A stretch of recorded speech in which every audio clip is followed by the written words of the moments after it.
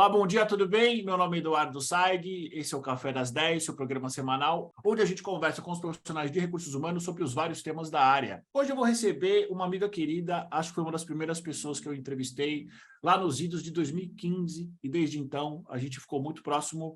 Considero ela realmente, de fato, além de uma candidata, além de uma profissional, uma pessoa amiga, uma pessoa querida, que a gente conversa muito sobre recursos humanos. Sempre digo que ela é uma das pessoas que eu considero o RH do RH. Porque estuda muito, trabalha bastante, consegue trazer temas e consegue trazer discussões muito relevantes, tanto para mim quanto para quem conversa com ela. Hoje eu tenho o prazer de receber a Caroline Gonçalves.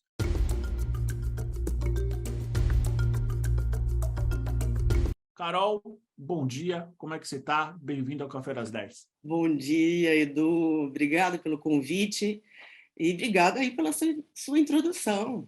Prazer estar aqui conversando com você. O prazer é todo nosso, Carol. Antes da gente começar, vou me descrever, me autodescrever, que é algo que geralmente eu esqueço, mas eu acho que é super importante. Bom, sou um homem branco, estou sentado, atrás de mim tem uma estante de livros, tenho uma barba ralinha ali, talvez uma máquina 2, estou usando um grande óculos, um grande fone também, estou com uma camiseta de manga curta bege. Carol, para quem não está vendo a gente, se autodescreva, por favor. Eu sou loira, cabelo um pouco abaixo dos ombros. Eu estou com uma blusa verde, verde escuro, verde militar. Estou com um chale também. Não uso óculos, não estou com brincos, nem com anéis. E atrás de mim tem alguns livros aqui da minha biblioteca. Carol, agora que a gente já está devidamente descritos, antes da gente começar no nosso tema, conta um pouquinho quem é você. Se apresenta para quem nunca te viu antes, Carol. Eu trabalho na área de recursos humanos há 20 anos, sou psicóloga, depois eu fiz várias outras especializações, trabalhei em empresas grandes, multinacionais, comandei RHs em diversos lugares e depois de muitos anos de recursos humanos, resolvi sair para ajudar outros profissionais de recursos humanos que precisam de ajuda na estratégia, que precisam de ajuda no entendimento dessa área, ajudar empreendedores, ajudar CEOs, ajudar as pessoas em geral que precisam desse conhecimento que eu trago de recursos humanos e que a gente vai conversar aqui um pouquinho hoje. É como eu falei, né, Carol? Muitas vezes você trabalha como o RH do RH, né? E em uma dessas nossas conversas offline, você trouxe um ponto que eu achei super interessante quando a gente conversava sobre o novo perfil dos profissionais de recursos humanos, e você falou uma frase que eu achei incrível, né? Que é que o RH não é lugar de gente que gosta de gente. Parece uma frase polêmica, parece até uma frase que ela não tem nexo, mas eu estou vendo pelos movimentos de mercados que ela pode fazer de fato sentido, né? E é justamente sobre isso que eu quero conversar com você, quero que você traga os pontos que você levou em consideração para você falar, né, para você ter essa opinião. Eu acho que nada mais justo, Carol, do que a gente falar um pouco da história do profissional de recursos humanos do Brasil, porque você trouxe alguns elementos que são elementos que fazem sentido, principalmente no RH, talvez, pré-2015, né? E aí eu quero que você traga um pouco sobre isso. Qual é a história geral? Claro que eu não quero que você se estenda muito, porque são muitos, muitos anos, mas na tua visão, essa tua colocação, como que ela tem a ver com a história desse profissional no Brasil? Rapidamente, a gente precisa fazer um passeio, então, sobre a área. A área de recursos humanos, ela nasce lá no final do século XIX, começo do século XX, junto com a segunda revolução industrial, chamada Relações Industriais. Essa área cuidava da relação entre emprego e empregador, né? Empregado e empregador, e estava preocupada somente com a produtividade. Lógico que quando tudo vai caminhando, a área também vai caminhando e vai se adaptando. Mais ou menos lá depois dos anos 50 ou 60, começam a ser introduzidos alguns testes, como, por exemplo, eu vou dar um nome aqui, que muito comum, e todo mundo já fez para tirar a carta de motorista, que chama o palográfico. Eles utilizavam o palográfico para selecionar pessoas, para colocar quem era e quem não era bom para a máquina, porque o palográfico ele é um teste de atenção e agilidade. E a gente não pode esquecer que até então a produtividade ainda era a coisa mais importante de uma empresa. Quanto mais produtividade e mão de obra mais barata, essa empresa era uma empresa de sucesso. Então, a gente vai caminhando agora com um teste que só psicólogos é que conseguiriam colocar, né? Testar. E aí, a área vira departamento pessoal, e eu continuo com alguns psicólogos, mas agora falando sobre contabilidade, Adão, falando sobre leis, falando sobre tributação. E eu vou andando. E depois de departamento pessoal, ela vem como recursos humanos, e aí depois você já sabe, tem um monte de outras histórias. Mas o que eu quero ressaltar é que a área de recursos humanos, além de ter essa evolução toda, ela veio muito forte com pessoas da psicologia, justamente por causa dos testes que foram usados lá atrás. Eu estou explicando isso porque a gente vai falar bastante hoje nesse nosso papo. E, de fato, de 2019, depois da pandemia, a gente tem aí uma evolução que eu acredito que demoraria uns 10 anos se a gente não tivesse tido aí esse marco, né? Entendi, Carol. Mas só para ficar claro, na tua visão hoje, precisa ser psicólogo ou psicóloga para trabalhar com recursos humanos? E assim, entendendo que você é uma psicóloga formada, né? Hoje, qual é a tua visão sobre isso? Não precisa ser psicólogo para trabalhar em recursos humanos. Aliás, fazer psicologia pode atrapalhar. E eu entendo hoje, com a mentoria que eu faço e com tantas pessoas que me procuram em orientações de carreira, que talvez psicologia não seja a melhor formação para recursos humanos. E eu digo isso porque a área de recursos humanos, ela não precisa ter pessoas de psicologia, porque não é só o profissional de psicologia que conhece pessoas e que gosta de se relacionar com pessoas. Qualquer profissional pode trabalhar com pessoas. Todos os líderes, CEOs, é difícil você encontrar um CEO psicólogo, né? Porque ele precisa conhecer de negócio e o que você precisa ter chama-se empatia. E empatia independe de psicologia. Então, tem pessoas que falam assim para mim, eu vou fazer psicologia porque eu quero trabalhar em RH. Eu falo, não faça. Psicologia, e eu falo isso de conhecimento, porque eu sou psicóloga. Psicologia te demanda 5 anos, te demanda muita leitura, muita entrega, um autoconhecimento que muitas vezes, para algumas pessoas, pode ser doloroso.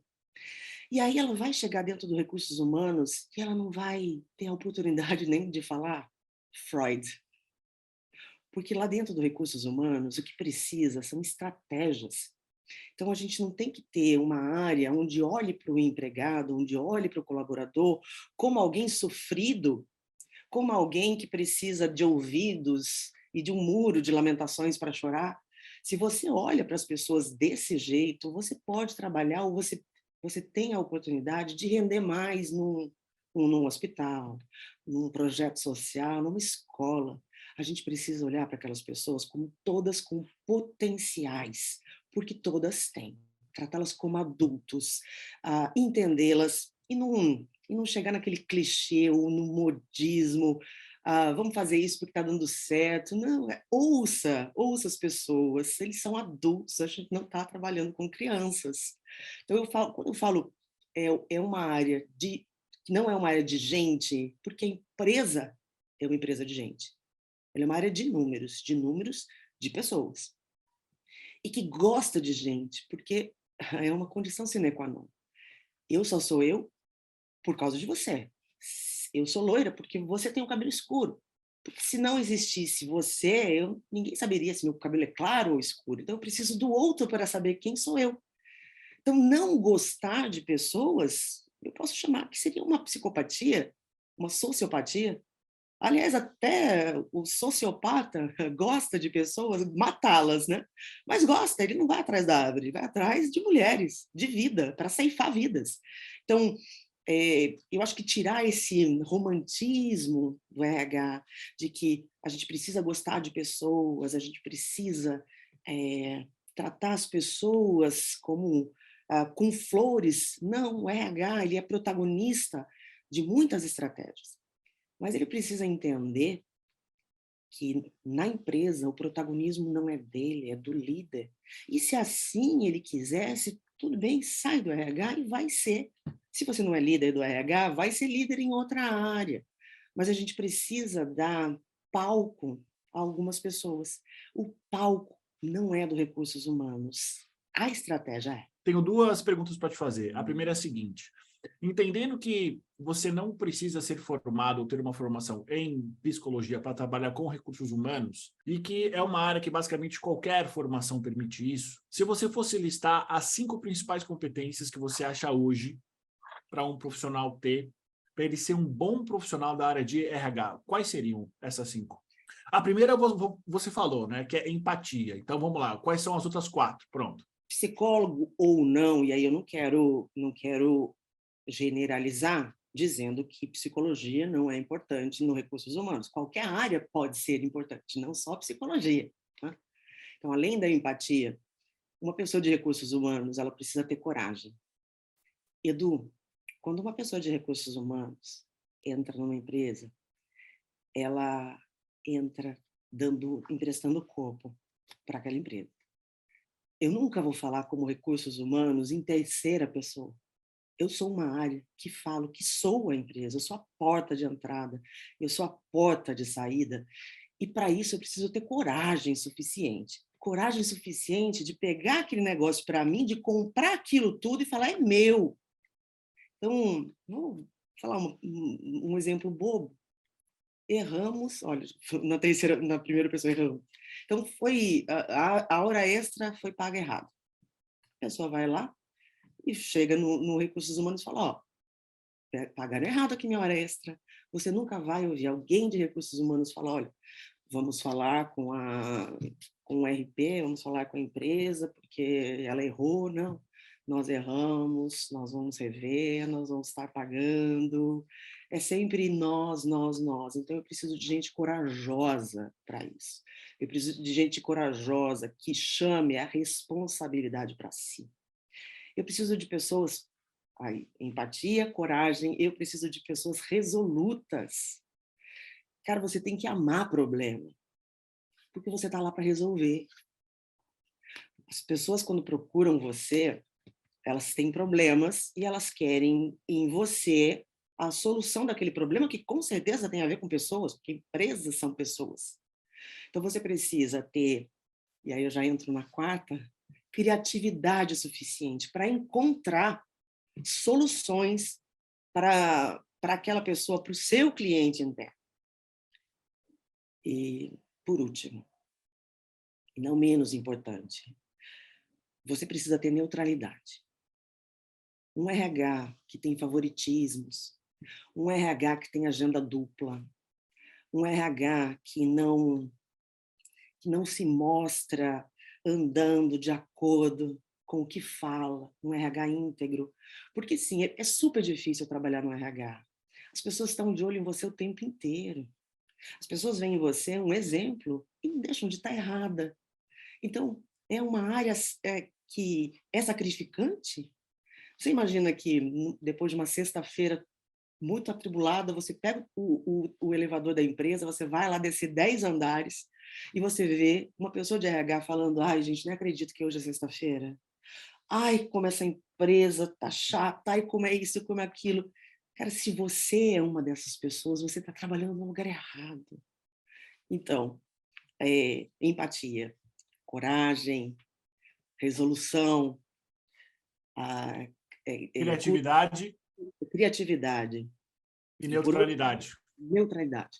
Eu acho que são características que são mandatórias, tá? Mandatórias.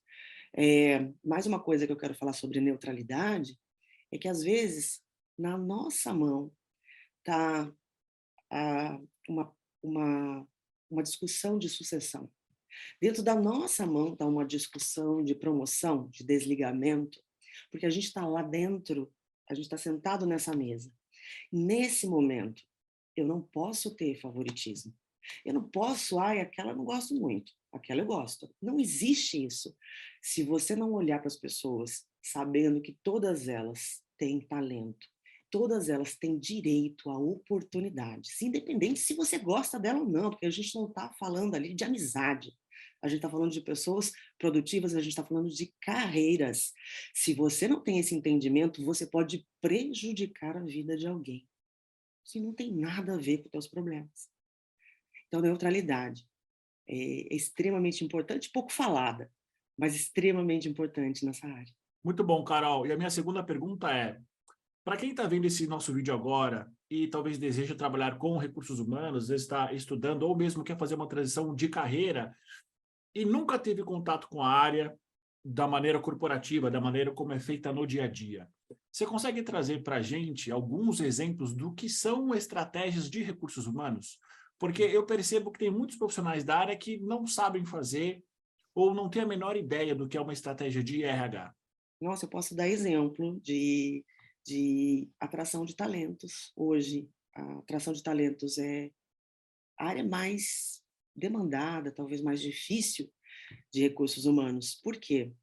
Porque existe uma necessidade muito grande de atrair bons profissionais. Porque a grande parte dessas pessoas vem da área de tecnologia. Porque a área de tecnologia é um mundo insano nela mesma. É impossível, você sendo da área de tecnologia, você conhecer tudo. E depois que essa pessoa entra, existe uma briga, né? Existe uma estratégia toda para reter aquela pessoa, para que ela fique. Eu sempre acho que quando eu estou trabalhando em retenção de pessoas, é como se eu tivesse um namorado que não quer mais namorar comigo e eu falo, não, cara, por favor, fica, fica. E se aumentar os dias que você pode sair sozinho, você fica. E se eu deixar você me trair, você fica. Sabe? É uma negociação que eu não quero ter com o meu colaborador. Eu não quero me preocupar com isso. E muitos já se falou sobre falta de propósito, valores da empresa. Eu não gosto muito dessa. Para mim, isso é filosofia. Fica com você as pessoas que precisam estar com você. E sabe como que elas são encontradas? Através de pessoas que conhecem a área. Eu não colocaria hoje, na porta de entrada da empresa de tecnologia, uma pessoa que não fosse de tecnologia. Ela precisa primeiro entender que aquela pessoa sabe o que faz. Porque senão eu coloco para dentro gente que ou não precisa ou não sabe, né? Então, eu não entendo como uma tech recruiter que não é de tecnologia pode ser a melhor pessoa para colocar para dentro. A gente tem que fazer o que consultoria de executive search faz. Você era da área de, sei lá, de publicidade, o cara muito bom, conhece da área, sabe de profissionais, ele sabe ler aquela área. Ele sabe conversar com você e saber se você entende ou não daquela área. E aí, o que eu fiz? Eu precisei ensinar ele a fazer entrevista. Não é mais fácil do que entender o portfólio todo de tecnologia? Tem mais alguma coisa que você gostaria de falar que eu não te perguntei sobre o tema? Bom, para eu pensar sobre o RH, que não era uma área de gente que gostava de gente, eu precisei ser um pouquinho louca. E isso é inovação. Inovar é você repensar alguma coisa.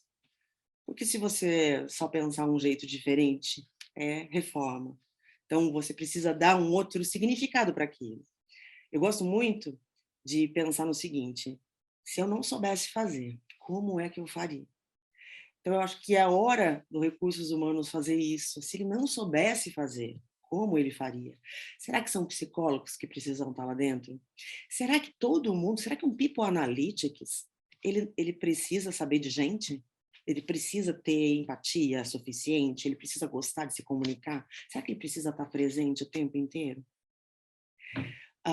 Será que o plano de carreira ele precisa ter 2 anos júnior, 3 plenos, 5 sênior? Será que todo mundo se desenvolve do mesmo jeito, com o mesmo tempo? Eu conheço pessoas que demoraram 6 meses para mudar de júnior para pleno. E também tive profissionais na minha área que ficaram júnior para sempre. Então, repensar a forma é o primeiro passo para que a gente possa inovar e para que a gente possa ser admirado. E não uma área que fala pode e não pode. Por isso eu gosto da área de recursos humanos com o nome de recursos humanos. Eu prefiro um recursos humanos onde tenham pessoas que pensam estrategicamente para ajudar o outro, que pensam estrategicamente para resolver o problema, porque se ele procurou você é porque ele não está sabendo fazer. Não adianta eu falar, olha, ai, isso não dá para fazer, a lei não permite. Eu tenho que achar um lugar, cara. Sou eu daquela área, então eu preciso saber responder aquilo. Né? Então, eu preciso de pessoas que saibam resolver problemas. Isso é a coisa mais importante que eu preciso dentro da área de recursos humanos. Pessoas corajosas que falem aquilo que precisa ser falado. Muito bom, Carol. É sempre muito bom conversar com você. Inclusive, para você que está vendo a gente, eu vou deixar aqui no card, ou aqui em cima, ou aqui, um dos cafés mais visualizados, que foi justamente com a Carol, quando ela fala de gestores difíceis, gestores psicopatas. Muito bom. Foi um dos cafés mais vistos e um dos mais acessados e um dos que teve maior repercussão. Carol, quero te agradecer mais uma vez pela tua presença, por você trazer essa reflexão, reflexões provocativas de alguém que está no mercado, de alguém que é uma stakeholder do mercado, né? Você é uma atriz desse mercado, você que acompanhou todas essas mudanças. Então, eu só tenho que te agradecer. Café vai ser sempre seu, sempre que você quiser falar, refletir sobre um tema, a casa é sua. Eu que te agradeço, agradeço a janela e a oportunidade de poder falar de uma área que eu gosto tanto, que eu respeito tanto, que eu acredito tanto e que fez parte e faz parte da minha vida há muito tempo. E que você contribui tanto, né, Carol? Você, de fato, trabalha muito para o RH. Novamente, trazendo insights, informações, pesquisas, levando à reflexão. Então, acho que isso é super importante. Talvez em nome de todos os profissionais que já tiveram contato com você e que provavelmente ainda terão, muito obrigado. Imagina, o prazer é só meu e o quanto eu aprendo, você não tem ideia. Eu aprendo todos os dias e quanto mais eu explico, mais eu aprendo. Muito bom. Para você que está vendo, a gente está ouvindo. Muito obrigado pela sua presença no Café das 10. Até a semana que vem. Tchau, tchau.